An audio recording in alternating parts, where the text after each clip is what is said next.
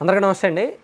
So Raghuramakrishnaraju గారు వచ్చే ఎన్నికల్లో పోటీ చేస్తారా చేయరా మనం ఆల్రెడీ చెప్పుకున్నాం. ఈరోజు ఉదయం నుంచి టీడీపీ అనుకూల ఛానల్స్లో ఆయన ఉండి ఎమ్మెల్యేగా పోటీ చేసే అవకాశం ఉంది అని వస్తుంది. 90% కరెక్టే. ఆయన ఉండి అసెంబ్లీ నుంచి ఎమ్మెల్యేగా పోటీ చేసే అవకాశాలు ఉన్నాయి. ఎందుకంటే యాక్చువల్లీ రఘురామకృష్ణరాజు గారు ఇప్పటికీ కూడా ఆయన ఎంపీగానే పోటీ చేయాలనుకుంటున్నారు. నరసాపురం ఎంపీగా, అంటే తన సీటు తనకు కావాలి అని అనుకుంటున్నారు. దానికి కొన్ని ప్రపోజల్స్ ఉన్నాయి. బీజేపీ కూడా ఒప్పుకుంది. ఆ సీటు టీడీపీకి ఇచ్చేస్తాము, రఘురామకృష్ణరాజు గారిని టీడీపీలో జాయిన్ చేసుకొని మీరు సీట్ ఇచ్చుకోండి, దానికి ప్రత్యామ్నాయంగా మాకు ఏలూరు ఎంపీ సీట్ కానీ వైజాగ్ ఎంపీ సీట్ కానీ మాకు ఇవ్వండి అని బీజేపీ అడుగుతుంది. అందుకు చంద్రబాబు గారు ఒప్పుకోవట్లేదు. ఏలూరు బీసీలకు ఇవ్వాలి, వైజాగ్ ఏమో ఆల్రెడీ తను భరత్ ఉన్నారు కాబట్టి ఇప్పుడు మార్చడానికి అవ్వదు అంటున్నారు. సో ఇప్పుడు ఫైనల్ ఆప్షన్ ఏంటంటే రఘురామకృష్ణరాజు గారికి ఉండి ఎమ్మెల్యే సీటు ఇవ్వడం. ఉండి నియోజకవర్గం తెలుగుదేశం పార్టీ కంచుకోట.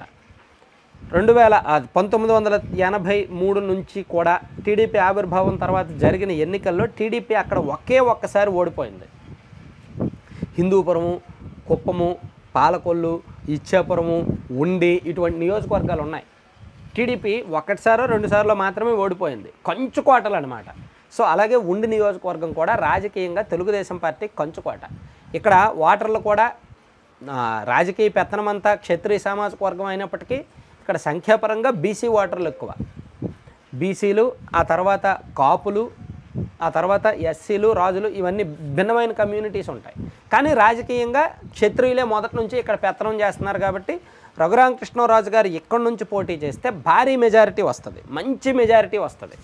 ఎందుకంటే పార్టీ పరంగా ఆయన కనెక్ట్ అవుతారు, సామాజిక వర్గం పరంగా ఆయన కనెక్ట్ అవుతారు, ప్లస్ ఆయన మీద సింపతి ఉంది, ఆయనకు అక్కడ సొంత వర్గం బలంగా ఉంది.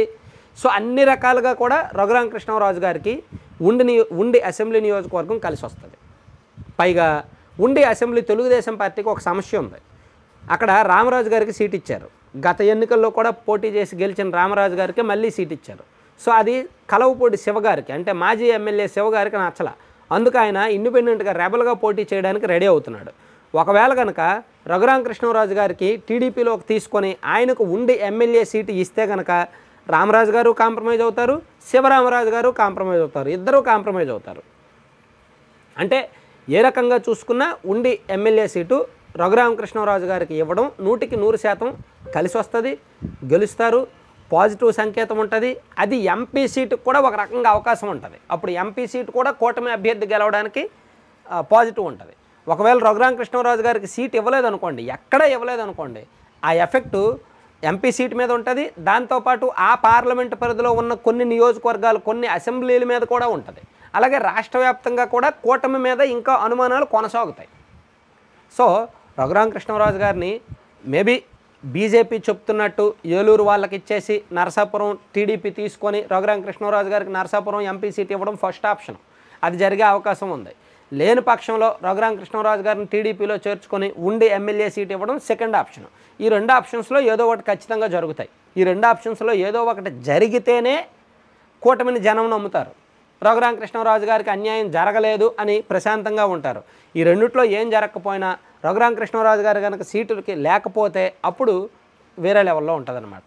కూటమిని నమ్మే పరిస్థితి కూడా ఉండదు.